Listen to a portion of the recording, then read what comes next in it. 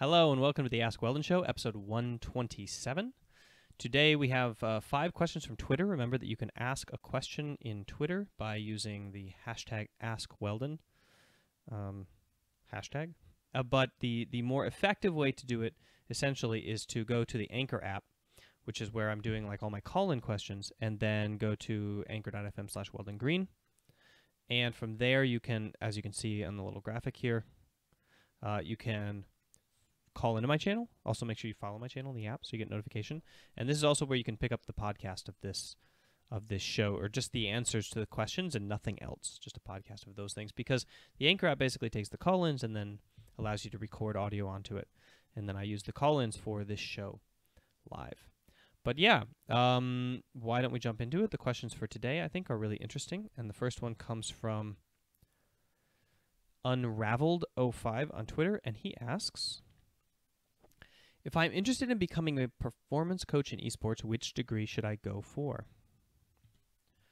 Okay, so this is a question I get asked a lot, and actually, if you're interested in becoming a performance coach in esport, I don't recommend you go for a degree. I recommend that you start coaching immediately, and that you focus on learning how to coach high performance in the esport of your choosing, or in video games. Now, if you really want to study and you want to go for a degree, you should study coaching, or you should study some sort of sports science. I think, honestly, anything will do, but the important point is that you're getting time spent with athletes, helping them improve their performance in terms of experience. Heck, I even think counseling would be a really good, like anything where you have to learn how to talk to people and help them unpack kind of their performance profile. You combine that with the ability to coach a sport, and the ability to coach a sport, you can't study esport like League of Legends, strategy in any degree right now. So if you want to be a performance coach in esport, you just have to be a good performance coach in esport, which means just doing performance coaching. Now, if you want to be a sports psychology trainer, that's a different thing, because you need an actual, if you want to use those terms, you have to kind of use the system, and you have to study a specific degree and things like that. And that, of course, means you study sports psychology, or you study psychology, and then you get a certification of some sort. But that is a little bit of a wild, wild west kind of field outside of the developed nations. And honestly, it's changing every few years as it is. In fact, the field right now is looking at the idea. The field is not looking at the idea. The field can't look at the idea. But it's being debated whether or not the field should be called performance psychology in the first place. So the name might even change. So there's all sorts of things that go into that. But yeah, if you want to do performance coaching in esport, I think esport is moving fast. I don't think you should worry about studying a degree. I think you should just start doing it. If you want to study something that will supplement your knowledge so that you can be a better performance coach, then I recommend sports sciences of almost any kind, although, coaching is probably the best bet there. Did I just lose my video? Still seems to be working fine. Okay. Coaching science, I think, is one of the best bets there. And then and then sports psychology, obviously, if you want to do sports psychology, you should study that. All right. Thanks for the question. Next question comes from Iwanar35, and he asks, I've been scouring your videos on a topic where you discussed managing expectations. Looking for it. Where, if you set your expectations so high, where if you set your expectations so high, all you can do is meet or fail them. Okay, so I think the question is, what if you set your expectations so high, the only thing you can do is meet or fail them? All right. E1R35, your question is a little confusing, because obviously if you set expectations, the only thing you can do is meet or fail them. And whether you set your expectations too high means that you would never have a chance to meet them, so you always fail them. So I think your question is should I set realistic expectations? Should I set too high expectations? And the answer to that is quite personal, but generally speaking, if you're setting expectations that are low enough that you can reach them and that they are realistic, then usually it's a coping mechanism for some sort of inability to pursue, to handle the pursuit of excellence and the failure that goes along with it. So it shouldn't be any kind of problem to expect more out of yourself than you can deliver, and to strive for that, and then to fail yourself and forgive yourself. So usually what I recommend is that if you are setting expectations that are within your capabilities so that you can meet them and get the momentum from them, then that means that the first thing I would work on upgrading is forgiving yourself for not reaching your expectations, because that's like an essential skill if you want to set super high expectations for yourself, is that you're going to not reach them most of the time, and so you need to be ready to be a realist and be like, haha, I forgive you, Weldon, for not being as awesome as I hope to be. I forgive you, self, for not being as cool as I envision you to be. And then the second thing you need to work on is your motivation, because a lot of people use momentum from reaching goals as a way to reach the next goal. So if you're using that as a driver, then you need to be able to set goals and also have expectations as like a separate thing. Or you need to be able to motivate and discipline yourself through kind of like other systems than momentum based on meeting your expectations. So I think that that's what your question is aiming at, and I hope that I answered it correctly. Okay, the third question is from Socks Love Nectar, and I didn't realize that Socks Love Nectar, but here we go. The fighting game community is dominated by the same players who've been playing for 10 plus years and have remained on top. Is it possible to catch up? So fighting game community, for those of you who don't follow it, is one of the oldest esport communities out there, and it is essentially evolved from like Street Fighter, and then Melee, I think, falls into those as well, and it is one of the more fun esport scenes to partake in, especially in live events, because it's just so lively, and it's dominated by historical players who kind of like keep up their skills. So is it possible to catch up? The answer, of course, is yes, but I think that the problem is that most people have a skewed understanding of the advantages that older athletes have in esport right now. So in esport, generally speaking, it is dominated by younger players outside of the fighter game community, and that is mostly because the time demands of training for a lot of these esports is something that exceeds people's hobby time as they get older. So as you get older, you have less and less hobby time or leisure time, and then the training demands exceed what you can do, and then younger people beat you because you don't train as much. It doesn't mean that your reflexes are getting slower, etc. It just means that other people are training more and have more knowledge. Now, this is a huge benefit in games where things change and change and change and change, but it's not as much of a benefit in games which are static and never change.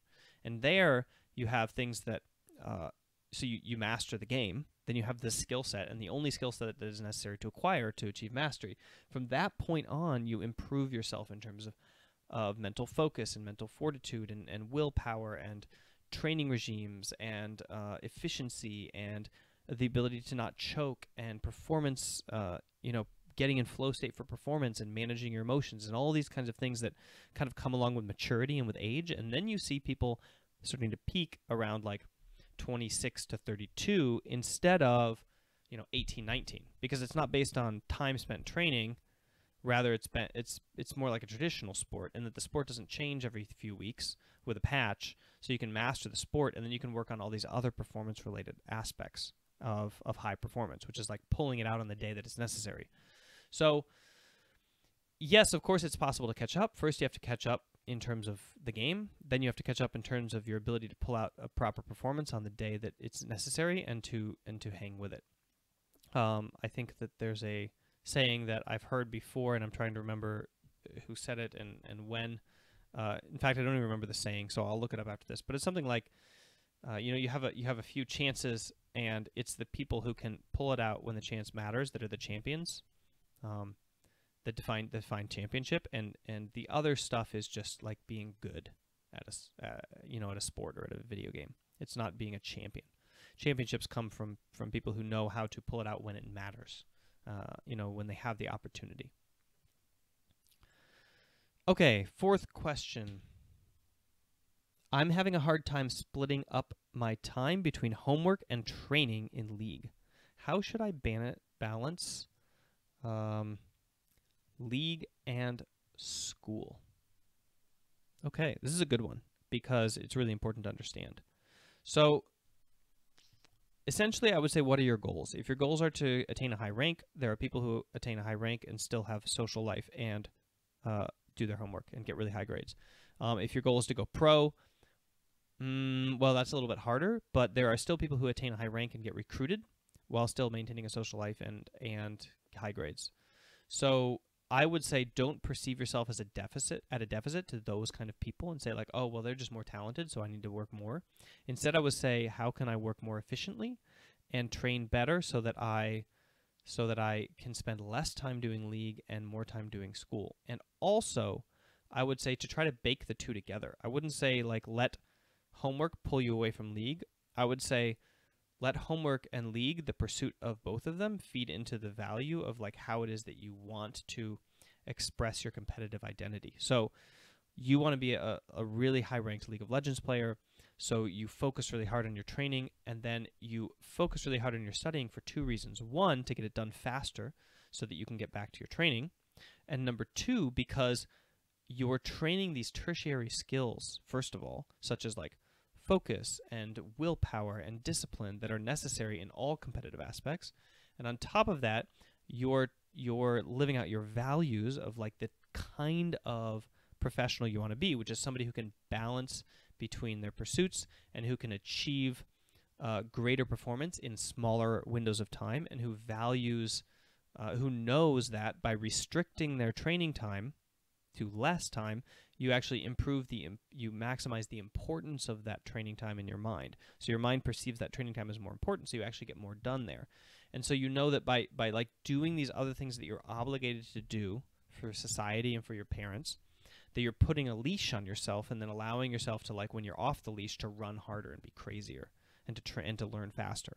So I would say that like there's all of these benefits that come along with like pursuing that balance of being able to do two things at once and then adding on three things at once and four things at once, and your capability of kind of like of all-inning on one thing and then all-inning on two things, but like splitting them up. So all-inning, league these times and then school these times, and then all-inning on three things, like a hobby or like a social life or like a relationship, and then league and then homework also, is something that will really benefit you throughout your entire life. Like if you want to be the kind of person who's able to go to the gym and have kids and work, like you need this skill. If you want to be the kind of person who's able to like pursue a hobby to master level and then also have a relationship and manage a household and then also like have a small business or something, you're going to need this skill where you like turn it on and turn it off, and where one thing that you're doing feeds into the other thing that you're doing because they're both you. They both represent values for you. So this is from Yasmin, 6 something, bunch of numbers. Sorry, sounds like a weird Twitter name. This is from Britton Peterson. Sorry, Britton Peterson. I suppose the other retweet is just like a spam thing. So yeah, Britton, I would recommend what I just said. Okay, before I get into the last question, I wanted to basically plug my training program. Remember, Mindfulness, Acceptance, Commitment. This is the training program that I use with Counterlogic Gaming, Team Solo Mid. Who else did I do this with? G2, Esports, the teams that I worked with for an extended period of time. I did very abridged bootcamp versions of kind of like the principles of this with Fnatic and with Team Liquid when I worked with them. But the primary idea of learning how to kind of pay attention to where your focus is, accept kind of like the emotions and the charge and the energy and the adrenaline that's kind of like running through your body as you're performing in your training, and the frustrations as well, and then commit yourself to like a certain course of action regarding what you want to focus on, whether it's leading your team or victory in the game or training a certain skill that you're bad at and that you keep failing at but you need to do anyway through the failure. Like these principles are the same ones that are employed by pros and by amateurs, by people who are studying speech giving or doing soccer or studying chess or playing League of Legends. And I train them all in this program, which is an online digital program. So I'm there, but I'm not a part of it. Right? It's already all recorded into videos, 49 videos over the course of 7 weeks. That's one per day for 7 weeks. And it's kind of like an onion-shaped program, meaning that every single week you get deeper and deeper into the same topics. We try to encapsulate everything in 1 week and then go to the next week and go a little bit deeper. And you can find it at mindgames.gg/MAC for a very, very low price, which is kind of the goal, a nominal price essentially, one that says like I put money behind this so I'm more motivated to do it, and also I'm supporting Weldon. Okay, final question from FGL Science. Hey, Weldon, what do I do after I accomplish my goals, and how do I go even further? I actually think I answered this question once before. So essentially, after you have accomplished your goals, I mean, it depends on what kind of goals they are. So if they're step goals or if they're primary goals, right? So this is a really personal question, because if they're primary goals, then you need to reevaluate what your values are. Essentially, always go back to your values. What kind of do I want to be? What kind of person do I want to be? What kind of athlete do I want to be? What kind of father do I want to be? What kind of husband do I want to be? What kind of wife do I want to be?